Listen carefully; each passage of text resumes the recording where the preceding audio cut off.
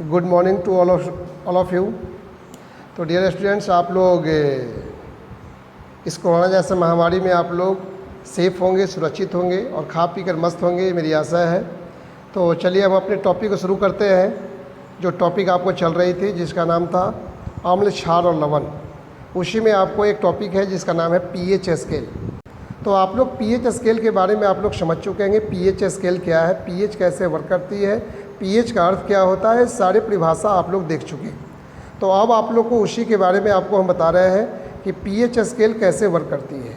तो पीएच के बारे में आप लोग को हम बता चुके हैं कि पीएच मान क्या होता है जी, यानी किसी बिलियन में उपस्थित हाइड्रोजन आयन की सांद्रता के ऋणात्मक गुणनफल को, किसी बिलियन में उपस्थित हाइड्रोजन आयन की सांद्रता के ऋणात्मक लघुगणक को बिलियन का पीएच मान कहते हैं, जो आप लोग परिभाषा पढ़ चुके हैं।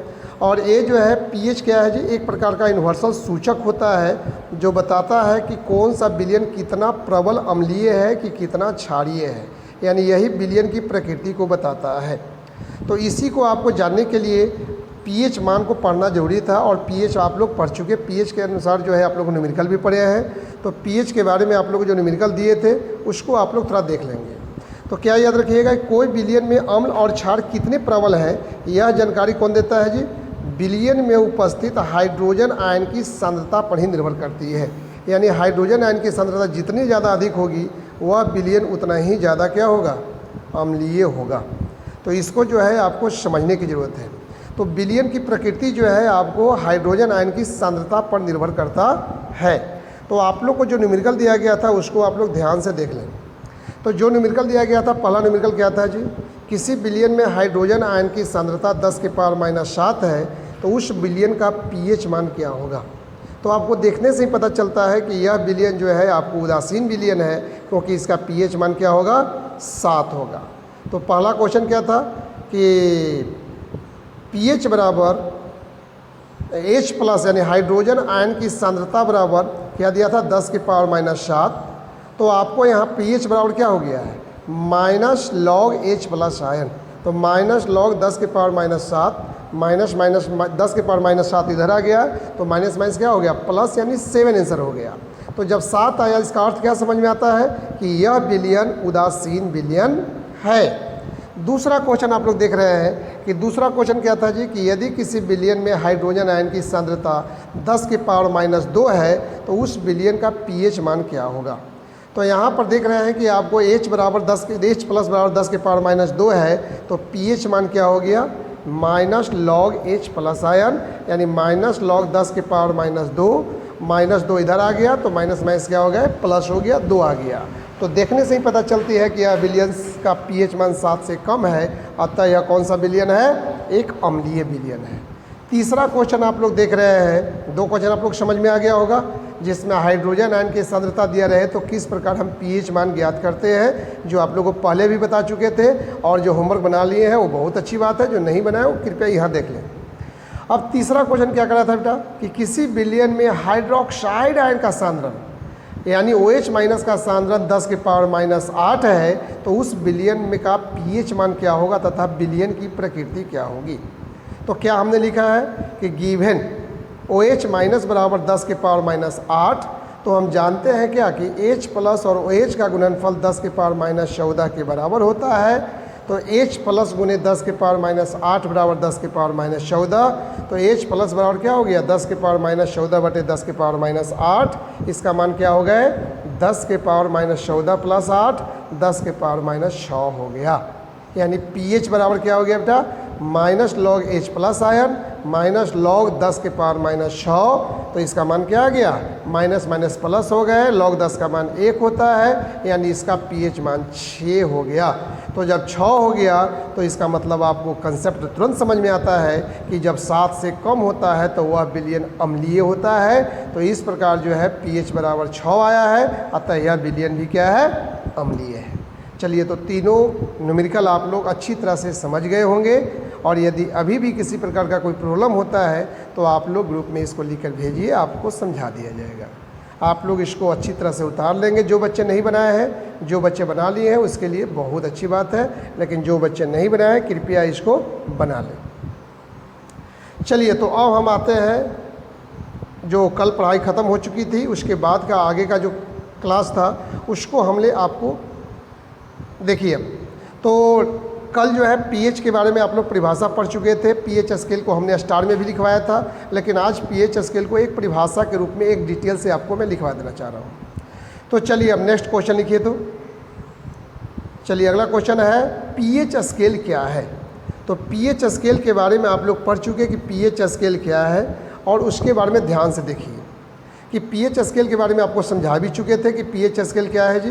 तो पीएच स्केल एक प्रकार का पैमाना है जिसकी सहायता से विलयन की अम्लीयता, क्षारीयता और उदासीनता की जांच की जाती है। यानी पीएच स्केल एक प्रकार का पैमाना है जिसकी सहायता से विलयन की अम्लीयता, क्षारीयता और उदासीनता की जांच की जाती है।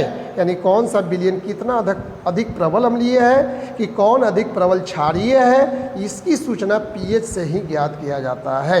अर्थात क्या समझे, अगर आपको एक विलयन का पीएच मान 2 दिया है और एक विलयन का पीएच मान अगर 6 दिया है, अब आपसे पूछा जाए कि इसमें कौन प्रबल अम्लीय है, तो क्या जवाब आपका होगा 2। बिल्कुल सही। यानी आपको 2 होगा, क्योंकि जिस विलयन का पीएच मान जितना ही कम होता है उसका वह विलयन उतना ही ज़्यादा अम्लीय होता है।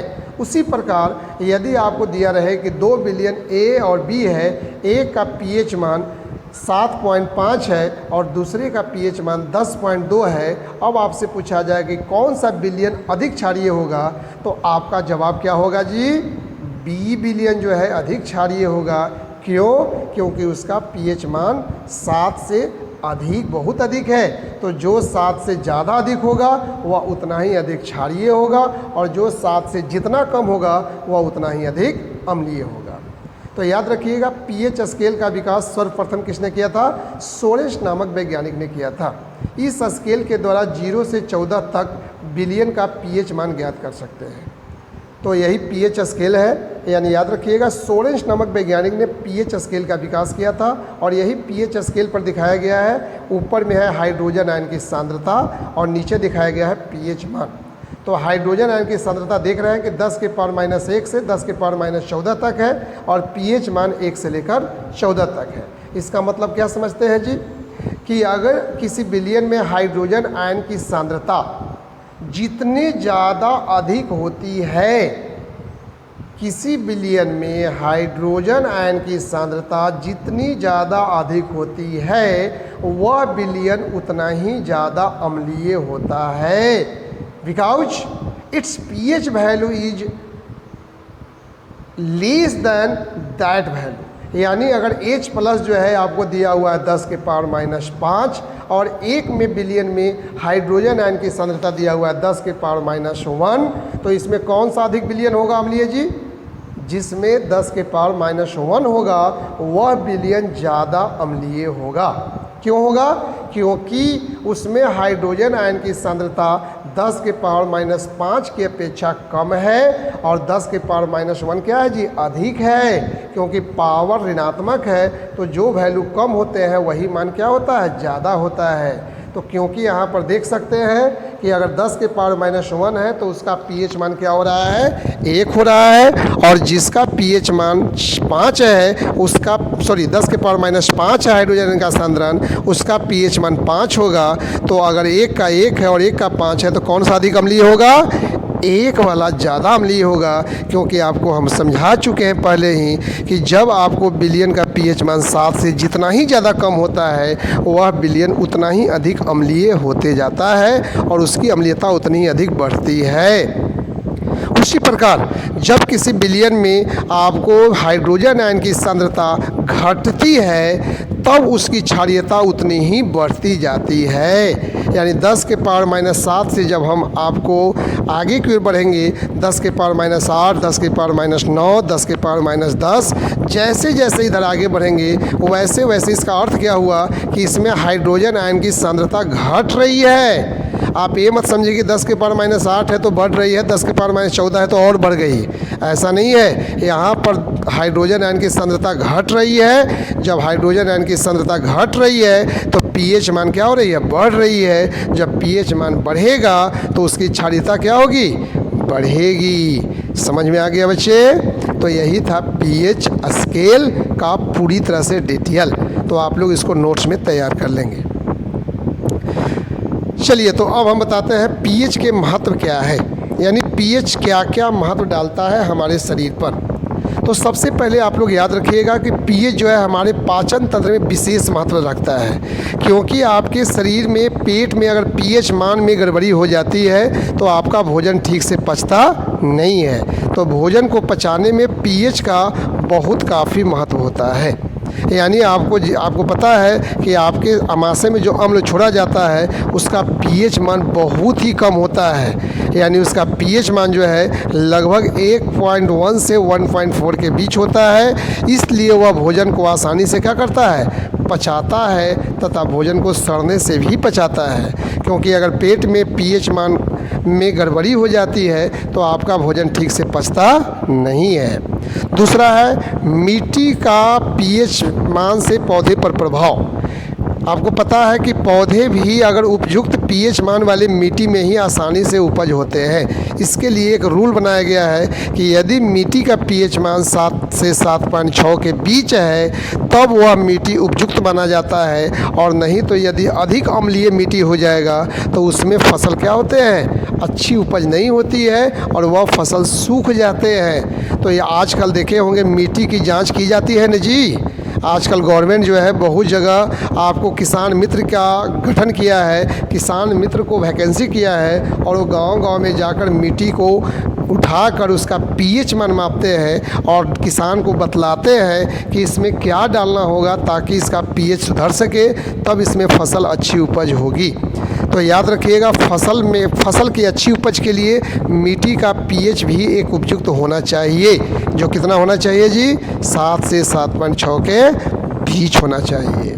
बहुत काफ़ी मिट्टी अम्लीय हो जाने से भी वह मिट्टी क्या हो जाती है, बंजर हो जाती है। आजकल आप लोग खेतों में देखे होंगे बहुत से प्रकार के खाद रसायन का जो उपयोग किया जा रहा है, जिसकी सहायता से हमारे धीरे धीरे मिट्टी क्या हो रहे हैं, बहुत काफ़ी ख़राब हो रहे हैं। और आने वाले समय में अगर यही मात्रा में उपयोग होता रहा तो बहुत काफ़ी जो है मिट्टी बंजर भूमि बन जाएंगे और फिर वहाँ पर किसी प्रकार का कोई फसल नहीं होगा। इसलिए लोगों को ऑर्गेनिक खेती का उपयोग करना होगा, यानी कार्बनिक खाद का उपयोग करना होगा, अपने घरों में उपयोग होने वाले गोबर का उपयोग करना होगा, घास पात सड़े हुए घास पात का उपयोग करना होगा, तभी वह फिर से मिट्टी उपज होंगे।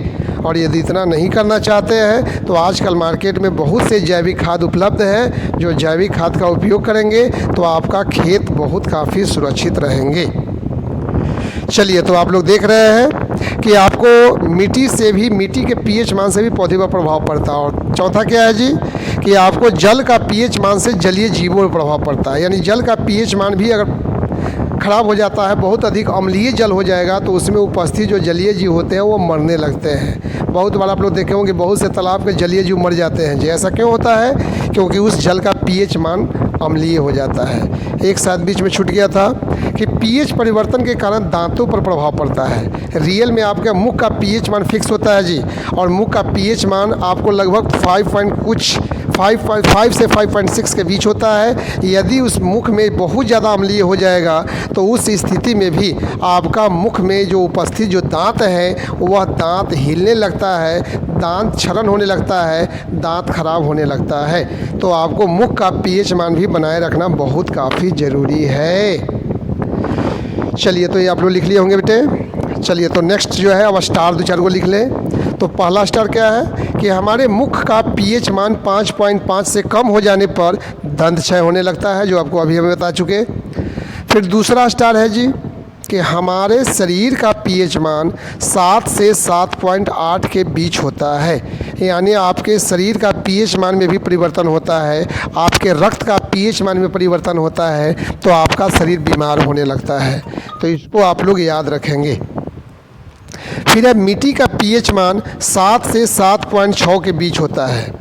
मिट्टी का पीएच मान 7 से 7.6 के बीच रहने पर वह आदर्श मिट्टी कहलाता है, जिसमें फसल की उपज अच्छी होती है और इसे उपजाऊ मिट्टी भी कहा जाता है। अन्यथा आपको वह मिट्टी अम्लीय ज़्यादा हो जाता है या क्षारीय ज़्यादा होता है तो वह मिट्टी खराब होने लगता है। तो याद रखिएगा मिट्टी में भी पीएच का बहुत काफ़ी महत्व है। अगला स्टार क्या है जी, हमारे पेट में पाए जाने वाले हाइड्रोक्लोरिक अम्ल का पीएच मान 1 से 1.4 के बीच होता है जी। हमारे पेट में पाए जाने वाले हाइड्रोक्लोरिक अम्ल का पीएच मान 1 से 1.4 के बीच होता है, जो भोजन को पचाने में सहायक होता है। आपको पता है कि पीएच मान में जब परिवर्तन होता है तो आपका भोजन ठीक से पचता नहीं है। तो भोजन को पचाने में आपके आमाशय में पीएच का एक बहुत बड़ी भूमिका होती है, क्योंकि पीएच ही जो है, पीएच वैल्यू अगर आपका लो रहेगा, बहुत काफ़ी अम्लीय रहेंगे, तो आप भोजन आसानी से पचेगा, और नहीं तो अगर बहुत ज़्यादा क्षारीय हो जाएगा, उस स्थिति में आपके पेट में जलन पैदा होने लगेंगे, यानी आपका भोजन ठीक से पचेगा नहीं। तब क्या डालते हैं जी, आपको एक ऊपर से कुछ पदार्थ खाते हैं जो अगर पेट में बहुत काफ़ी, अगर 1 से भी नीचे चला जाए, उसकी एसिडिटी बहुत काफ़ी बढ़ जाती है, तब आपका भोजन ठीक से भी नहीं पच पाता है।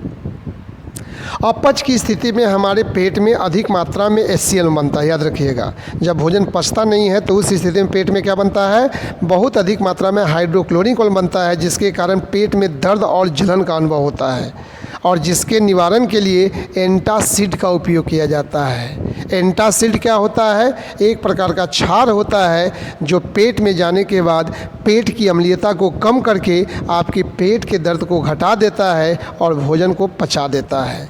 तो आजकल एंटासिड के रूप में मैग्नीशियम हाइड्रोक्साइड नामक क्षार का उपयोग किया जाता है। और इसी प्रकार जो है मार्केट में देखे होंगे लोग इनो भी पीते हैं, यानी जब किसी को पेट में भोजन नहीं पचता है, आपको और रात में कहीं पार्टी शादी में जाते हैं, खूब 10-56 प्रकार के भोजन दबा लेते हैं, एक साथ जब बहुत प्रकार के भोजन पेट में एकदम ठासम ठास कर लेते हैं, तो वह सुबह उठते हैं तो उनका मन मचलने लगता है, क्योंकि उनके पेट में भोजन पचता नहीं है, एक साथ कई प्रकार के एसिड बन जाते हैं। तब उसको पचाने के लिए लोग क्या करते हैं, मेडिकल के दुकान पर जाते हैं, लोग इनो पीते हैं। तो इनो में क्या होता है जी, सोडियम बाइकार्बोनेट होता है, उसमें आपको और कुछ पदार्थ मिले होते हैं जो आपके पेट की अम्लीयता को दूर करके आपके भोजन को पचाने का काम करता है।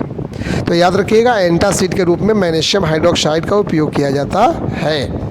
वर्षा जल का पीएच मान याद रखिएगा 5.6 से कम हो जाता है तो उसे अम्लीय वर्षा कहते हैं। आपको निश्चित तौर पर अम्लीय वर्षा भी आपको बहुत खतरनाक होता है, जो हमारे फसलों को भी नुकसान पहुंचाते हैं और संगमरमर से बने बहुत सारे बिल्डिंग को भी नुकसान पहुंचाते हैं। तो याद रखिएगा, वर्षा का पीएच मान 5.6 से कम हो जाने पर वह वर्षा अम्लीय वर्षा कहलाने लगता है। और यही अम्लीय वर्षा अगर आपको तालाब में जाते हैं, नदियों में जाते हैं, तो नदियों के जल को अम्लीय बना देते हैं, जिसके चलते बहुत सारे हमारे मछलियां जो है, आपको जलीय जंतु जो है वो मर भी जाते हैं। तो आपको कहाँ पर अम्लीय वर्षा ज़्यादा होती है जी, जहाँ पर पॉल्यूशन बहुत ज़्यादा होते हैं, यानी वायुमंडल में जब सल्फ़र डाइऑक्साइड, सल्फ़र ट्राइऑक्साइड की मात्रा बढ़ जाती है तो जल जो है H2O SO2 से अभिक्रिया करता है तो हाइड्रोक्लोरिक अम्ल बनाता है, सल्फ्यूरस अम्ल बनाता है, और यही वर्षा जल के साथ मिलकर नीचे गिरता है तो यह अम्लीय वर्षा कहलाता है।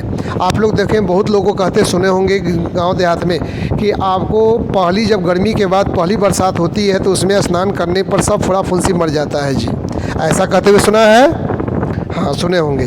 तो ऐसा क्यों होता है? क्योंकि फोड़ा फुंसी मरता नहीं है, आपकी स्किन को ख़राब करता है, क्योंकि जब पहली वर्षा होती है तो वह एसिड से होकर आती है, यानी वह सल्फ़र डाइऑक्साइड नाइट्रस ऑक्साइड से अभिक्रिया करके वह अम्ल बनाता है और उसी जल के साथ अम्ल बन जाते हैं, और जब वही ज़मीन पर गिरते हैं तो उसमें अम्ल की मात्रा होती है, जो आप अगर किन्हीं को बहुत काफ़ी फुंसी हो रहता है, वह उस जल में नहाते हैं तो सारे फुंसी उनके ख़त्म हो जाते हैं, आप पूरा शरीर में चोंटा कबर जाता है, उजला उजला हो जाता है, क्योंकि उसमें एसिड की मात्रा होती है।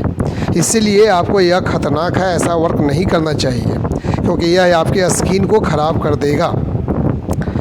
चलिए, अब जो है पीएच का प्रथम अक्षर याद रखिएगा, पी होता है, जिसका अर्थ होता है पोटेंज, और पोटेंज जो है आपको जर्मन भाषा का शब्द है जिसका अर्थ होता है शक्ति अर्थात पावर। और हमने आपको बताया था कि पीएच का अर्थ हमने कल ही बताया था कि पीएच का मतलब क्या होता है जी, concentration of hydrogen ion in any solution, यानी power of hydrogen ion in any solution is called pH value. यानी पीएच का फुल फॉर्म क्या होता है, पावर ऑफ हाइड्रोजन आयन, यानी किसी विलयन में हाइड्रोजन आयन का पावर क्या है, उसकी शक्ति क्या है, यही उस विलयन का पीएच को बतलाता है। तो यही जो था आपको पीएच संबंधी कुछ बातें थी। आज बहुत काफ़ी लेट हो गया क्योंकि आज यूट्यूब पर जो है आपको वीडियो रिकॉर्ड बहुत बार रिकॉर्ड किए, एक बार तो 1 घंटे का रिकॉर्डिंग हमको ख़त्म करना पड़ा क्योंकि बीच में ही बंद हो गया था। इसलिए जो है आज टाइम बहुत काफ़ी लग गया। हम इसको करने में बहुत देर से ही लगे हुए हैं, लगभग 7:30 से ही लगे हुए थे, लेकिन 2 बार रिकॉर्डिंग हुआ, लेकिन बीच में आपको कट जाने के कारण उसको डिलीट करना पड़ा और फिर से आपको अभी रिकॉर्ड कर रहे हैं, जिसके चलते आपकी क्लास लेट भी हुई है। चलिए, तो आज जो है इतना ही, और इसी के साथ धन्यवाद, और आप लोग इसको आगे आप लोग पढ़ेंगे। चलिए, ठीक है।